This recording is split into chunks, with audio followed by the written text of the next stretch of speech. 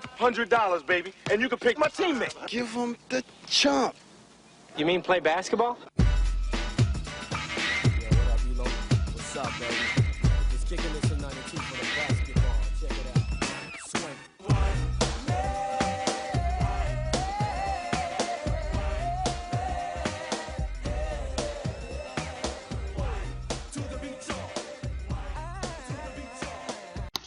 How's everyone doing tonight? This is episode 5 of the Cream Team NBA podcast. I'm your host, Griffin Markwith.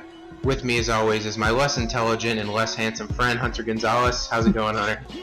I'm going to have to say I vehemently disagree with that, but hey, you have a Wi-Fi with Beyonce, Hey, I so... said it. It's on the record, so you can't really debate it. It's fact at that point, I think.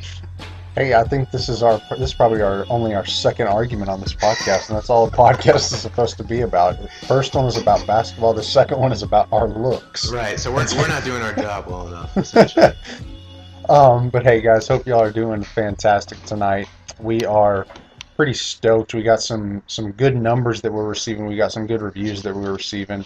Yeah, and absolutely. people are sharing this. People are talking about it. So we thank y'all so much for that. But yeah, thank you guys so much for the support. Really, we'll give some shout outs at the end of the show, but really, we really appreciate it. We can't do this without you guys, so thanks again. He is totally right. So without further ado, let's just jump right into it. We're gonna get to the massive elephant in the room of the Warriors Oof. a little bit later, y'all. So I'm gonna kind of give y'all a rundown of what's gonna be the idea. We're gonna talk about some players for the first little bit, and then we're gonna spend a lot of time talking about the Warriors, but we're going to finish the show off with that simply because we don't know how long it's going to take. We can go on for hours on end, so we want to respect y'all's time. So we're going to get right into the players. Let's talk about Joakim Noah. He stated today that he did not. Well, he told players. He said, "I'm not coming back. I don't trust Gar Forman. I don't trust the front office."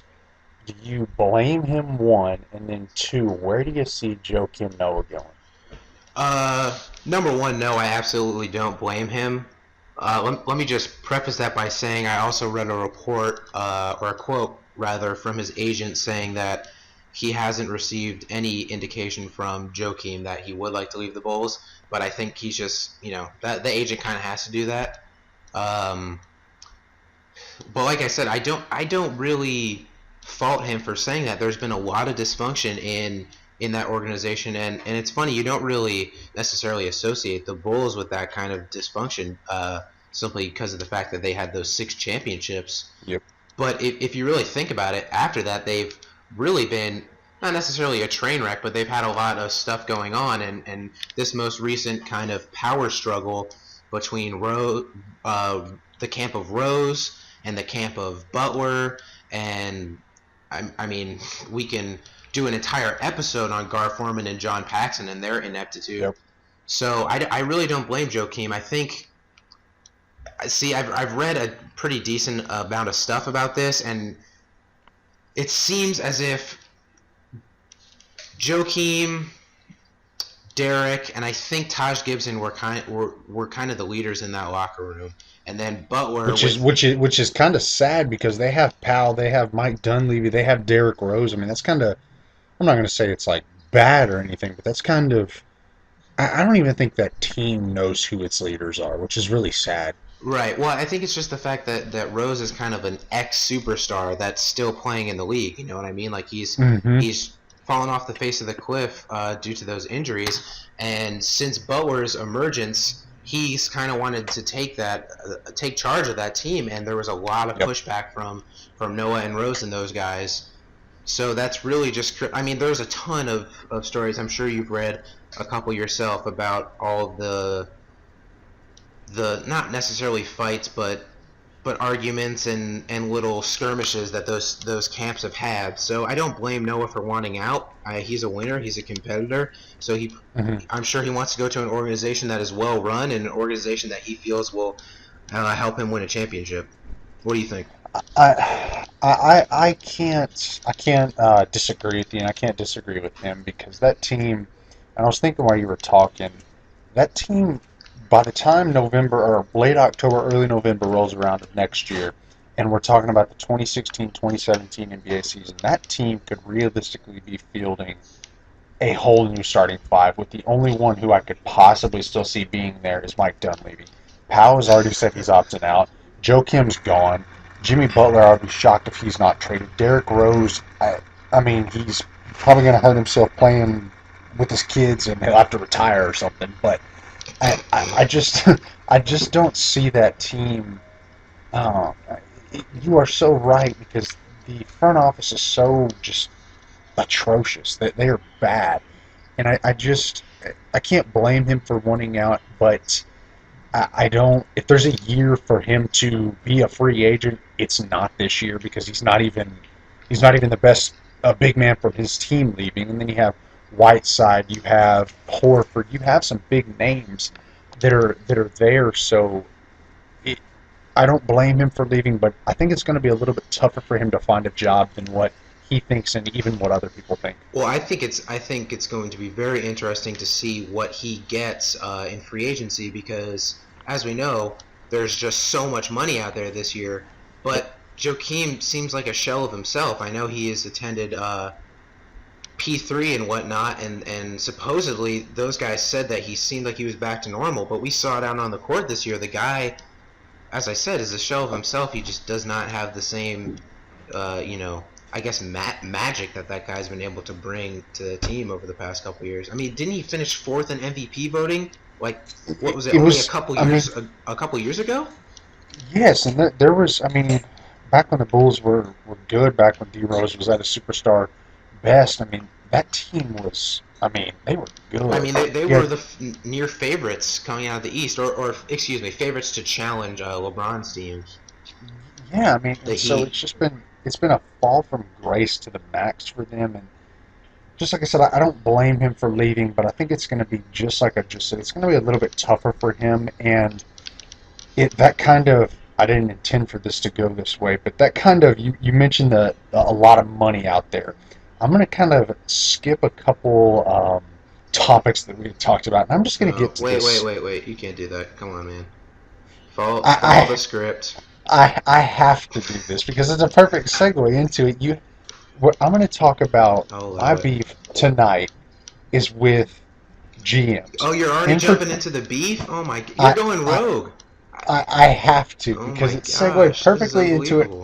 And I'm watching this guy. He's on the bench right now. But I was reading before we came on air. Oh, Biombo, huh? Okay. Oh my goodness! I was reading that there are some GMs that think he is worth a max deal. No way. Who was that report by? Your boy Stephen A? No. I forget. It was a guy that I hadn't heard of, but it was from TSN Toronto, or it was TSN. So it was a guy in the know in Toronto sports, and he is stating that multiple GMs are telling him that Tristan Thompson is a max candidate. My beef is with... You mean Biombo, right? Just make sure. Yes. Okay. Yes, Biombo. My bad. You're good. Biombo is worth a max deal, and I can't control... he can't control that. I don't blame him. Go out and get that money. That's fine. But the fact that GMs are about to just go absolutely crazy with money this offseason, that is my beef, and that's... It is a joke that we're talking about Bismack Biyombo, somebody who got, for all intents and purposes, just pushed out of Charlotte. And hey, he had a decent year this year, don't get me wrong, but he had one big game a couple days back, and now people are calling him a max candidate guy. Give me a break.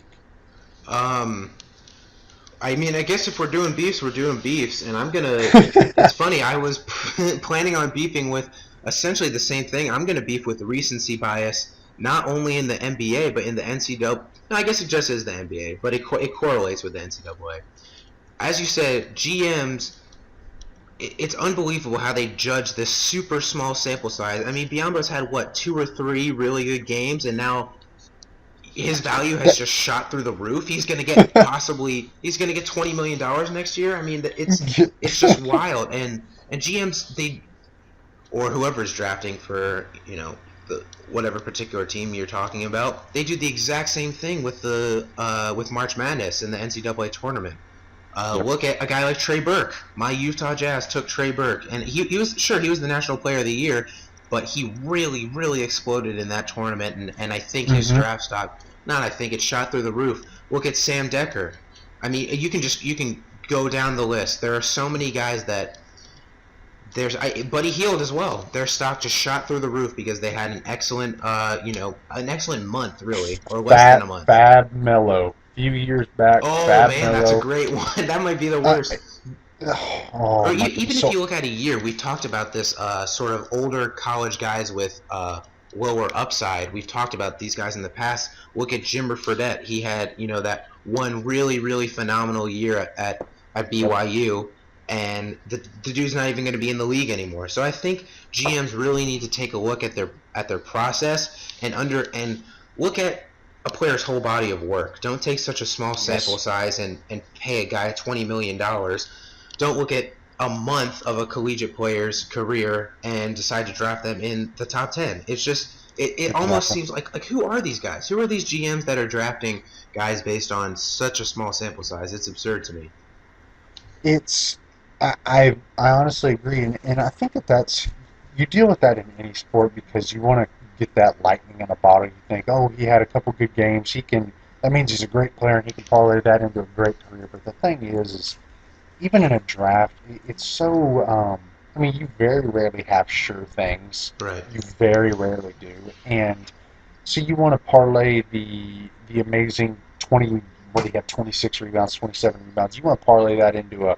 Hopefully he can become a double machine. But look at his body of work. Look at the 3, 4, 5 years he's been in the league. I can't remember now. And the dude's done nothing. He's done it one time. He's had one game, and you're going to pay the guy $20 million a year? I mean, it's absurd. Exactly, and that's my beef, and I'm not even going to talk about it anymore because. Yeah. It's something that even the listeners who are listening in, they're going to agree with. You don't have to be knowledgeable about basketball. You don't even have to know much. But to say that somebody who had one good game is worth more money than a ton of other players who are better, give me a break. Yeah, but it doesn't take Zach Lowe to come to that conclusion. It's ridiculous. Exactly. So I'll get back off the beaten trail and I'll get on to what we originally were talking about.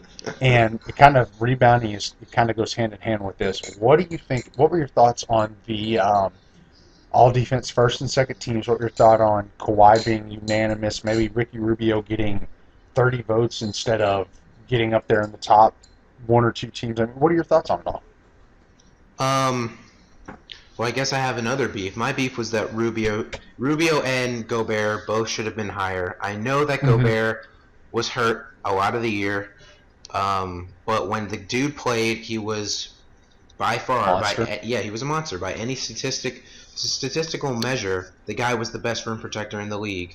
Not the best shot blocker. Whiteside probably takes that token, but Gobert, when he played, and I think he played half the season. Maybe a little bit more. He definitely missed it. We can look that up really quickly. He definitely missed a decent chunk of time, don't get me wrong. But when he played, the dude was unbelievable. He was the best rim protector in the league. And obviously this is a biased opinion. I'm a Jazz fan. I love Rudy. But I think he should have gotten a little bit more respect. And Rubio... Oh, he played 61 games. Did he really? 61 games. Wow. 60? Did he really play 61? Yeah, I'm looking at it right now. 2015, 2016, 61 games. Wow. Oh, wow. Okay.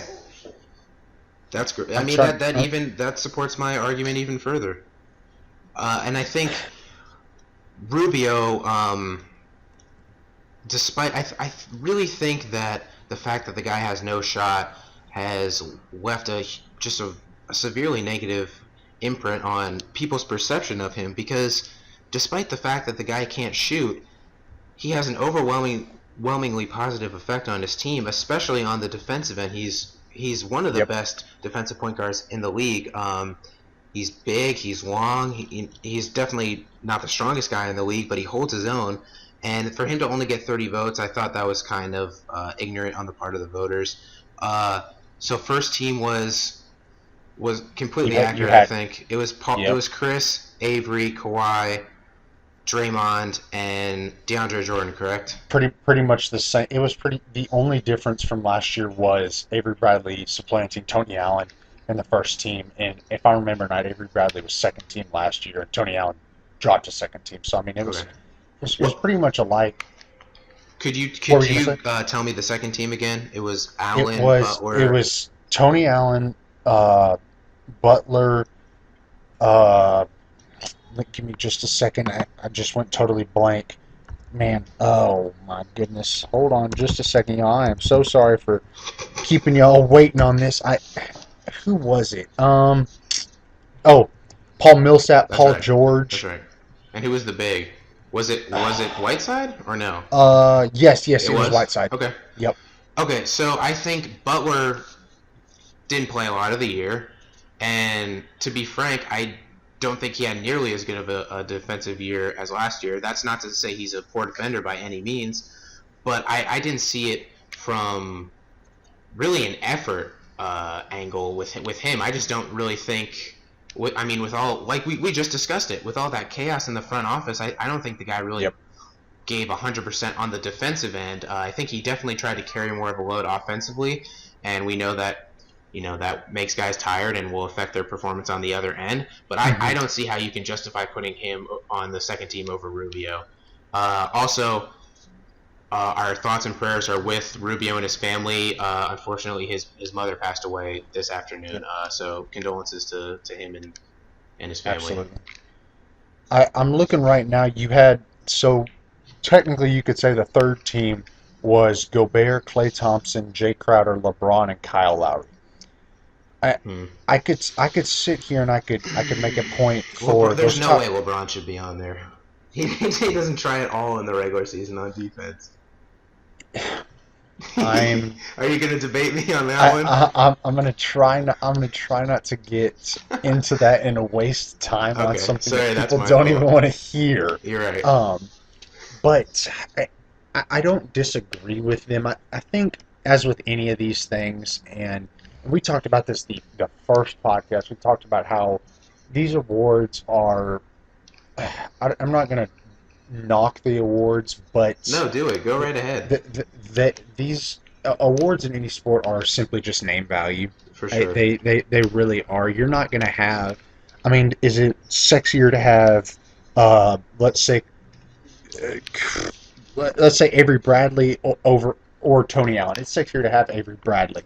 I mean, you have to go with these name values, and so I can't really blame them for this. Do I disagree with any of the first team? No, I really don't, because you give me any of those five guys, and I'm going to put them on somebody, and they're going to shut them down. That's just how it is. True.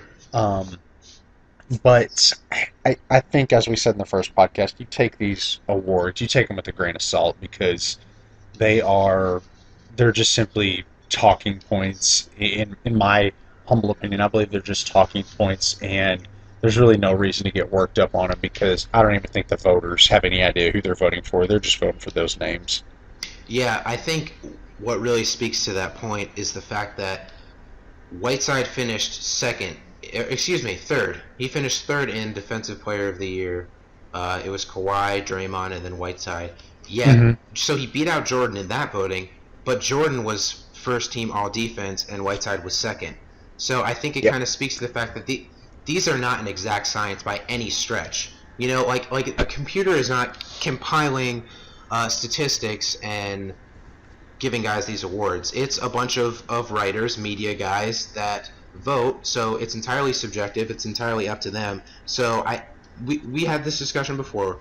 We really give we put too much stock into these awards, and I really do agree with you that they are just kind of name value and don't really matter all that much.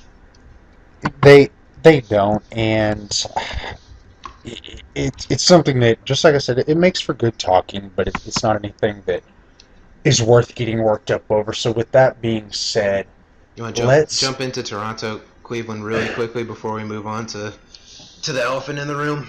Yeah, let's. I want to get your thoughts, because I can almost guarantee I'm going to disagree with you. So you listeners, I know y'all are y'all are probably sitting here smiling, sitting at your desk, and your coworkers are wondering what you're doing. But because I know you're listening to this at work, because that's the whole point of this. We want to make your work life more enjoyable. But That's the whole point of what? this for you, because you hate your job and want to listen to something. Hey man, I'd rather listen to myself than anything else. That is how it is. So what are your thoughts on this series? What are they? Um, they haven't really changed. I Okay. along with the rest of the world, was surprised that Toronto took both games. I kind of figured that they would take one. They were the second seed for the reason. You know, they're a good team and they certainly have great stretches. Um, but I was definitely surprised that they took two. However, look at the stats, man. Love and Irving were just god awful, and really, Mm-hmm. I mean, really, Thompson wasn't great either. LeBron can't win it by himself. He needs help from those guys, and they were terrible. So it doesn't particularly surprise me that they did lose both those games. And I'm going to go ahead and check right now. When we last checked, the Cavs were It is a murdering them. 40-point lead. It is There we 57 go. seconds, 98 to 48. Okay, so oh my gosh. Wait, 98 to 48? Or 58. Okay, Not okay. bad. All right, 98 it's to still 58. awful. Hey, give it a little bit of time, and it'll be 108, 48, or 58. So There you go. you'll still have that. Yep, and then look at the stats tonight. This is exactly what we're talking about. We are really clairvoyant. James has 23 points, so we know what we're going to get from LeBron, and he gave it to us Always. tonight. Love has 25. He's 8 of 10 from the field, 3 of 4 from 3, and he's actually played some decent defense. Kyrie has 23 points. He's 9 of 17, so not quite as great, but still excellent. So when these guys give them production, that team is almost impossible to beat. They're just going to run guys out of the gym, just like they're doing to the Raptors tonight. Mm-hmm. So Mm-hmm. I'm not surprised, and I was never worried for the Cavs like I am about the Warriors, and I think that kind of segues into today's big talking point. Hunter, what in God's name is going on in the Oklahoma City Golden State series? Whoa, sorry to leave you guys hanging like that, but unfortunately we were cut off and we're unable to complete the episode, so this one's going to be a little bit shorter. I'm sure you guys won't mind too much. We have been going a little bit longer than we originally planned lately, so I guess it's not that bad of a thing. We will continue to discuss the Warriors and the Cavs in our upcoming episodes. Very quickly, we wanted to give a shout out to friend of the show, Ryan. He has a YouTube channel, Ryan TSG. He makes really cool gaming videos, particularly pertaining to basketball, so please go ahead and check him out. We will include his link to the description of the show. Thank you guys so much for listening, and have a great night. Bye.